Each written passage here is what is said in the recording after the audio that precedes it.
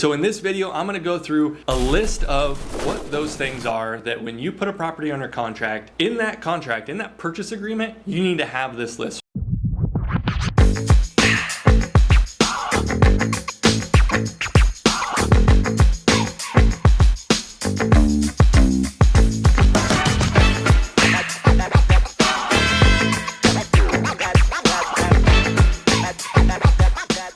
When I first started investing in real estate, it took me a year to pull the trigger on my first property. Doing so, I had to do a lot of research, probably similar to the research that you're doing right now.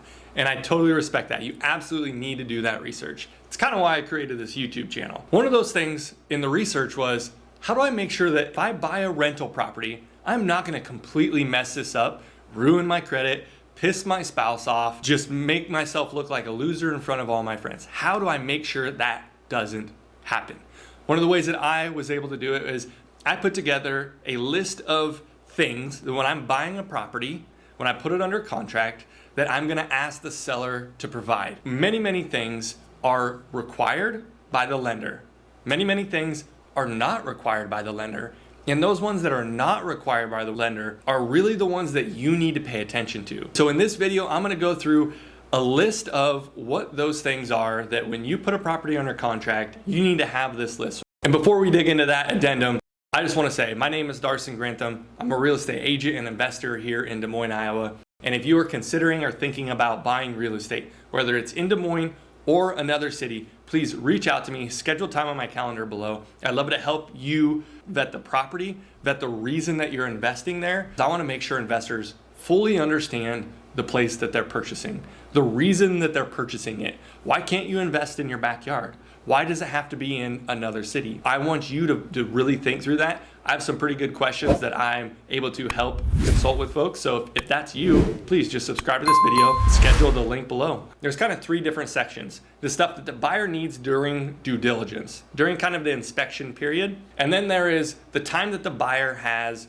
to review the items that they asked the seller for during that inspection item. And then you have stuff that the seller needs to get the buyer by closing. By closing is, it's usually shown on the closing disclosures. We'll get into that, but there's kind of three different sections. So first section, on line 6, it says, within 5 business days, the seller agrees to provide the following. They're gonna provide the current rental certificate, copies of all current lease agreements and payment history, current income and expense statements for the property, any outstanding notices sent to tenants, and proof of security deposits. Now let's take a step back. Why is this stuff important? The rental certificates in Des Moines proper and the Des Moines Metro in general, they're very important because if a property doesn't have a rental certificate, or you have a rental certificate that has not been renewed or has lost it, there are certain other documents we are going to want to get from the city so that they can tell us, hey, you need to make these repairs before this property can get a rental certificate. If you have a property that doesn't have a rental certificate and you have tenants in there, the city technically can kick the tenants out, shut you down, and you can't make that a rental anymore, which in some cases would drastically decrease the price of the property. And then copies of all the leases. You're kind of wondering, like, why do I need to get copies of the leases?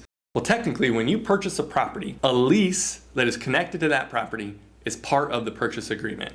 So you cannot just cancel a lease when you purchase a property. What's in the lease will also tell you how the returns of the property are going to be handled, right? So how good of the returns, what is the rent that comes in, who covers the snow, the landscaping, the lawn, the water, the trash, the utilities, who pays those bills? The lease will tell you that. Even if on the front end an owner says, oh, tenants pay all the utilities, more than a handful of times where we'll put an offer in and then find out later after looking at the leases that the owner actually pays some of the utilities. And when the owner pays the utilities, can drastically decrease the return of investment on that property. So you need to be aware as a buyer. Within 5 business days, you get that lease document and you're like, oh no, this return is not what I thought. You're either gonna wanna cancel the deal or you're gonna wanna renegotiate with the seller. That's the seller's fault for not telling you the truth about that property. Payment history and income and expenses of the property. Payment history is a big one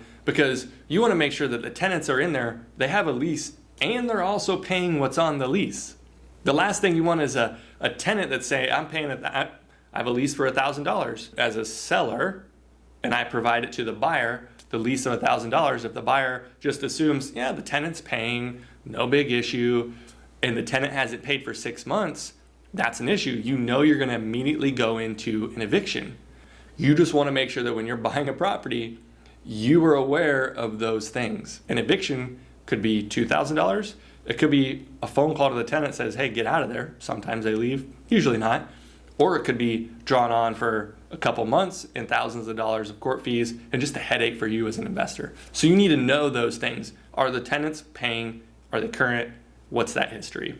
And then expenses. You really want to know, how often are the toilets clogging? How often are repairs needing to be done? When is the roof last repaired? That's more of not a repair, more of a capital expenditure.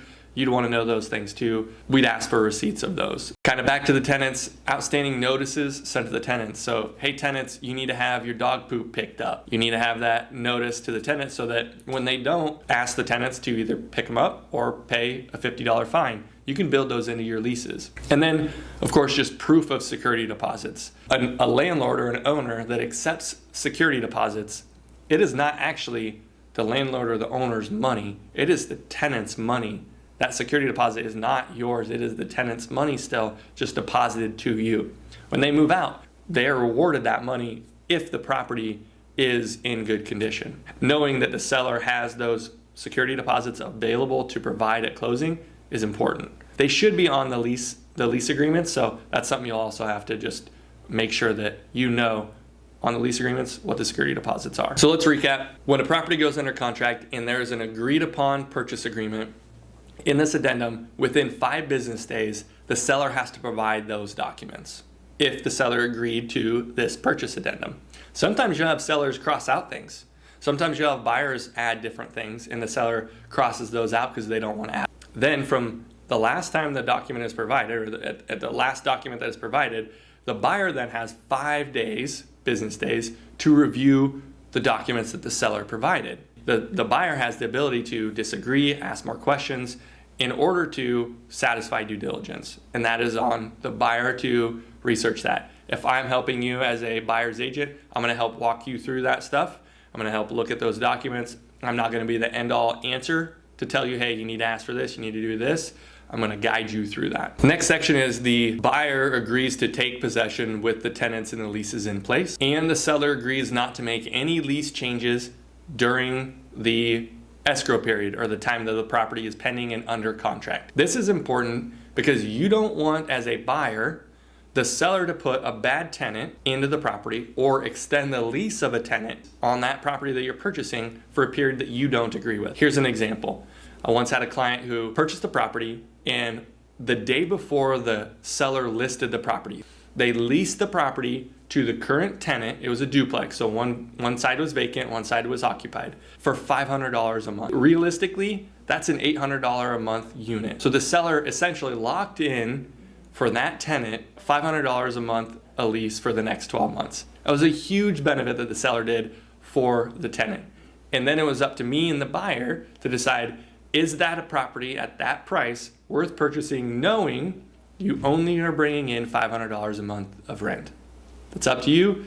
It's your decision. You know that at 12 months you can increase it, or you can renew it as is, or you completely non-renew the lease and move on. Totally up to you. But that is why it's important for the seller to agree not to change or add any of the lease agreements to the property after the purchase agreement is agreed upon. And then finally we get to closing. In the closing statement, you're going to have stuff like prorated rent, security deposits. Seller's going to provide a full list of the tenants and their contact information, and seller's going to provide the originals for the purchase agreement. All this very important, especially the prorated rent and the security deposits. This is something that it took me a few transactions to make sure that our team was really focused on. It wasn't a fire drill at the end of a transaction. So let me just break this down. 3-4 days before you close, you're gonna get a report from the seller that shows what rent is due and prorated for the rest of the month. So if you close on the 1st, you're gonna have a full 30 some days or 29 days of prorated rent, because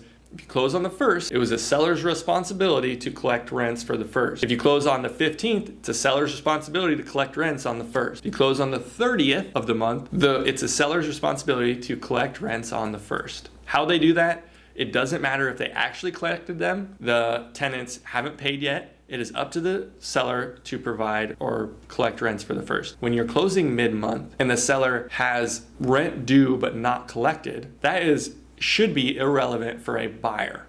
You should be prorated on what the seller should have collected. It's up to the seller to collect that rent.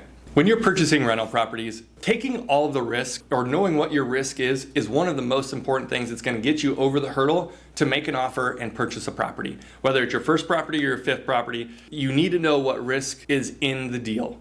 And so when you put these addendums together on a purchase agreement, it does allow you to better vet the risk that you're taking in buying that property. If you're able to do this, you're going to be a better investor, you're going to be a smarter investor, probably invest in more of the long-term mindset, and you're going to be able to put better people on your team because they're going to be the ones bringing you these types of properties and addendums and purchase agreements to make sure that they're covering your butt and you're able to really sleep at night and make smart real estate investments. So if this is you, please, I would love to help you out. I would love to have a 30-minute conversation. I do it all the time.